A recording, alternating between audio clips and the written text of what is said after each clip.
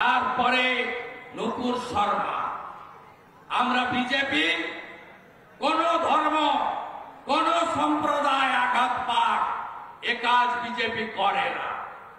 নুপুর শর্মার মন্তব্যের পরে বিজেপি তাকে সাসপেন্ড করে, অথচ মা কালী মদ খায় গাঁজা খায় বলার পরেও মহুয়া মৈত্র আবার টিকিট পায় কৃষ্ণনগরে। এর সঙ্গে বিজেপির সঙ্গে তৃণমূলের তফাৎ। নুপুর শর্মার ঘটনার পরে অঙ্কুরহাটি থেকে বাগনান জ্বালিয়ে পুড়িয়ে ছারখার করেছিল। মনসাতলার বিজেপি উলবেড়িয়ার অফিস পেট্রোল ঢেলে পুড়িয়েছিল।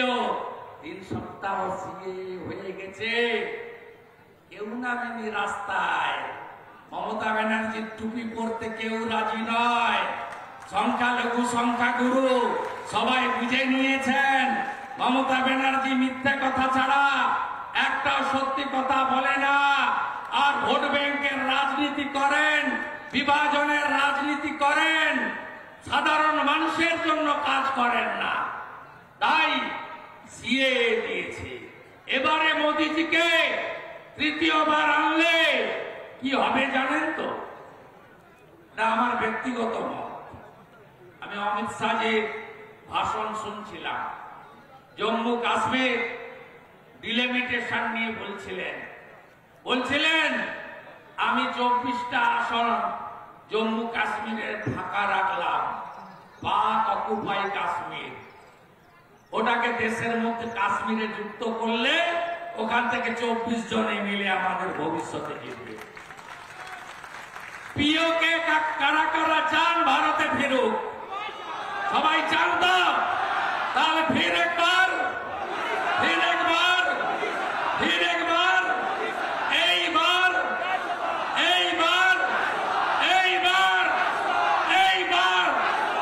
দিতে হবে। মার্জিন কত ছিল? 19-এ 1,04,000, 19, 24 অনেক জল গড়িয়ে গেছে। বিজেপি আরো হৃষ্ট পুষ্ট বলিষ্ঠ পল্লবিত সুশোভিত হয়েছে। প্রচুর মানুষ এসেছেন বিজেপিতে। মাত্র 53,000 ভোট। আমার ভোট কর্মীরা এদিক ওদিক করতে পারবেন না?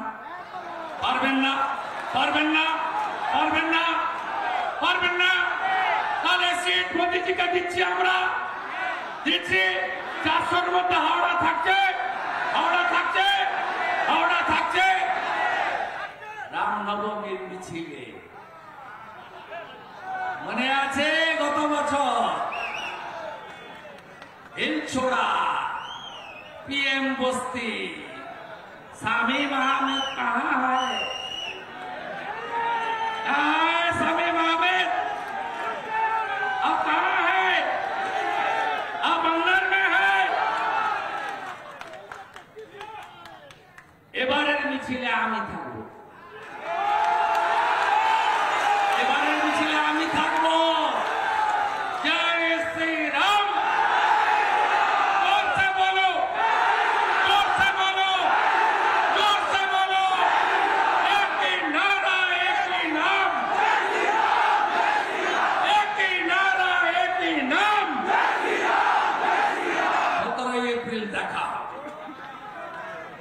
জয় শ্রীরাম। আর সংখ্যালঘু ভাইরা চিন্তা নেই, একদম চিন্তা নেই। যে বন্দে মাতরম বলতে আপত্তি যার নেই, জাতীয় সঙ্গীত গাইতে যার আপত্তি নেই, 26শে জানুয়ারি 15ই আগস্ট পতাকা তুলতে যার আপত্তি নেই, তার সঙ্গে বিজেপির কোনো বিরোধ নেই। মমতা ব্যানার্জি পরিবারবাদ, ভ্রষ্টাচার আর তোষণের রাজনীতি করেন। আর মোদিজি বলেন সবকা সাথ, সবকা বিকাশ, সবকা বিশ্বাস, সবকা প্রয়াস। আমার জয় শ্রীরাম মানে ভগবান রাম, আপনার জয় শ্রীরাম মানে রাম রাজ্য। মাথায় ছাদ, পেটে ভাত, হাতে কাজ, এটাই হলো সুশাসন, এটাই হলো সুরক্ষা। যোগীজি দিয়েছেন ইউপিতে, গুজরাট পায়, আসামে হেমন্তজি দিচ্ছেন, ডবল ইঞ্জিন হলে বাংলাও পাবে। 2 কোটি বেকার থাকবে না, প্রতি বছর এসএসসি হবে, সমকাজে সমবেতন পাবেন, কেন্দ্রীয় হারে মহার্ঘ ভাতা দিয়ে পেনশনার্সরা কর্মচারী, শিক্ষক, পুলিশ কর্মী পাবেন। পরিযায়ী শ্রমিক 50 লক্ষকে বাড়ি ফেরাবো আমরা। ভজনলাল শর্মা রাজস্থানের মুখ্যমন্ত্রী 450 টাকার গ্যাস দেয়, বাংলাতেও বিজেপি সরকার হলে 450 টাকার গ্যাস প্রথম মাস থেকে পাবেন। লাডলি বহিন যোজনা দেয় শিবরাজ সিং চৌহান, এখন মোহন যাদব, আগে ছিল 1500, এখন হবে 3000। বিজেপিকে আনবেন, এখানেও লাডলি বহিন অন্নপূর্ণা যোজনা হবে, মায়েরা, দিদিরা, বোনেরা তারা 3000 টাকা করে পাবেন। লক্ষ্মীর ভান্ডারের নাম বদলে দেব, নাম দেব অন্নপূর্ণা যোজনা। ডবল ইঞ্জিন করবেন তো? লোকসভা দিয়ে দেন প্রচুর, মোদিজি বলে গেছে, আমার কথা নয়। আরামবাগে বলেছে এমন ফল করে দেন যাতে বিধানসভা ভোটটা অনেক আগে হয়ে যায় আর সবাই জেনে যায় Mamata Banerjee tata tata. Hirak Rani, Hirak Rani, Hirak Rani, Hirak Rani, Hirak Rani, Hirak Rani, Hirak Rani, Hirak Rani. No vote, no vote, no vote, no vote, no vote, no vote, no vote. ভালো করে লড়তে হবে। উদ্বোধন করে দিয়ে গেলাম। কত তারিখ? 30 তারিখ আজকে না? ভোট দেরি আছে, মাঝে পয়লা বৈশাখ আছে, নীল আছে, চড়ক আছে, সংখ্যালঘু ভাইদের ঈদ আছে, রামনবমী, বাসন্তী পুজো আছে। প্রথম দফা হবে, মোদীজির জেতা শুরু হবে, দ্বিতীয় দফায় আরো বাড়বে, তৃতীয় দফায় আরো আগাবো, চতুর্থ দফায় আরো আগাবো, ঝড়টা সুনামি হবে। পঞ্চম দফায় হাওড়া থেকে পদ্মফুল ফুটবে, ডাক্তার রথীন চক্রবর্তী দিল্লি যাবে। এই যে এমপিটা এখানে আছে, একদিনও পার্লামেন্টে বলতে শুনেছেন? একদিনও বলতে শুনেছেন? একটা প্রশ্ন করে, কোথায় কি এমপি লেডের টাকা খরচ হয়েছে কেউ পেয়েছেন, দেখেছেন? আমাদের কিছু করতে হবে না। তৃণমূলের একটা বড় অংশ না আমাকে বলেছে, চোখ মারবো প্রসূনবাবুকে, ভিতরে ঢুকবো, চুপচাপ চুপচাপ চুপচাপ। আপনারা শুধু রেডি থাকুন, বাকি কত ভোট এদিক ওদিক হয় আপনারা দেখতে থাকুন। এত অপদার্থ, অকর্মণ্য। আরে এখান থেকে অম্বিকা ব্যানার্জির মতো মানুষ গেছে। স্বদেশ চক্রবর্তীর রাজনীতি আলাদা হলেও স্বদেশ বাবু সম্মানীয় ছিল, ভূমিপুত্র।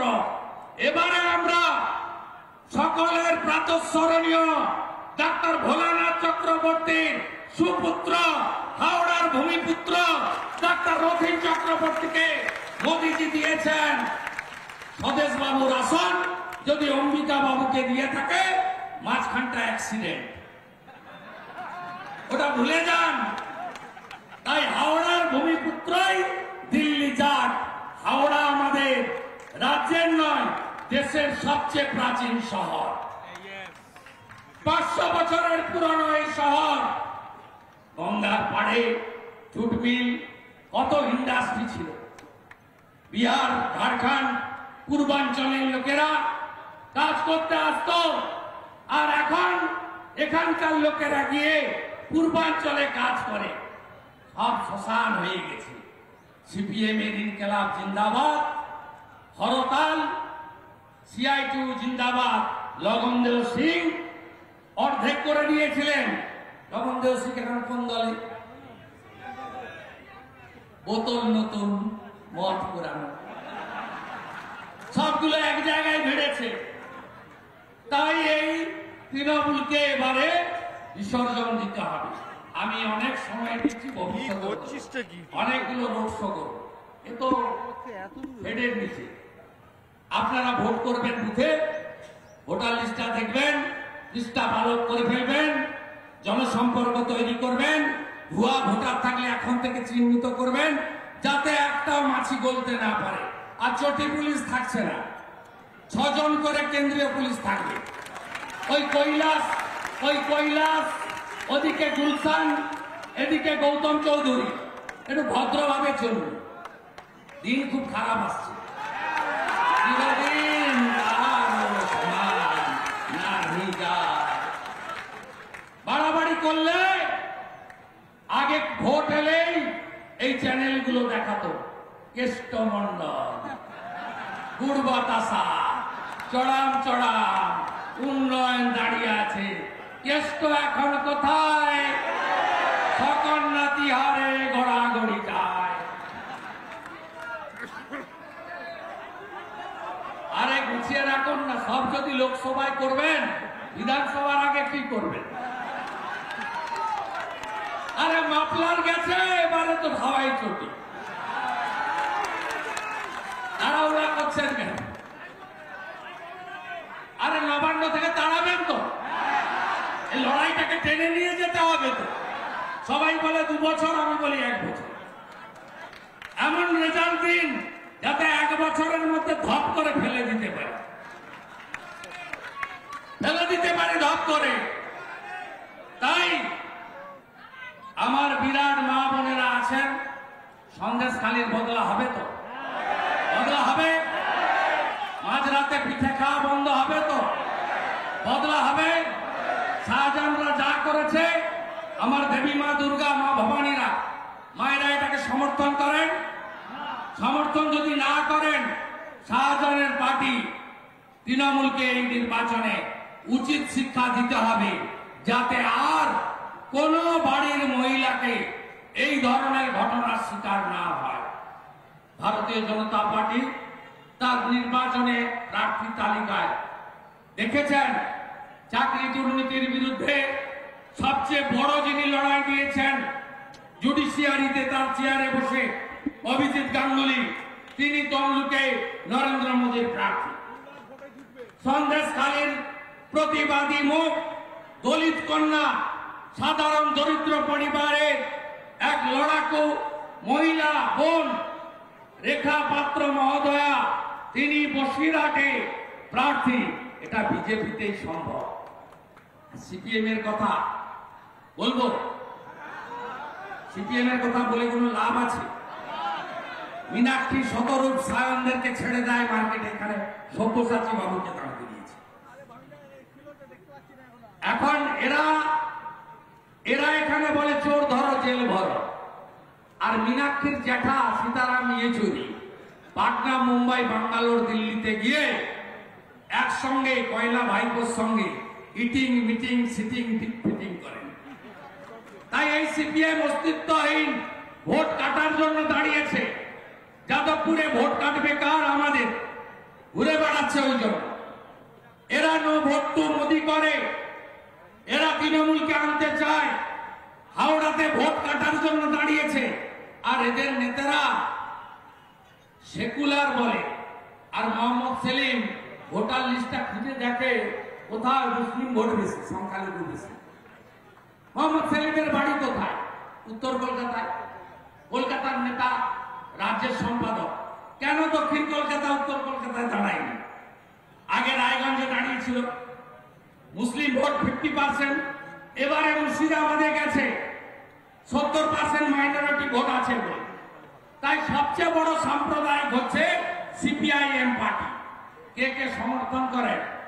সিপিএম এর বিকাশ ভট্টাচার্য, তৃণমূলের সুবোধ সরকার গোমাংস খেয়েছিল রাস্তায় দাঁড়িয়ে। সমর্থন করেন নাকি? করেন নাকি সমর্থন? তাহলে সেকুয়ার বাকু দুজনকে বিসর্জন দেবেন তো? প্রস্তুত? যদি তৃণমূলকে হটাতে হয়, রাষ্ট্রবাদী সরকার আনতে হয়, মোদীজির হাতে দেশকে সুরক্ষিত করতে হয়, তাহলে ডাক্তার রথীন চক্রবর্তীকে পদ্মফুলে ভোট দেওয়া মানে নরেন্দ্র মোদীকে ভোট দেওয়া।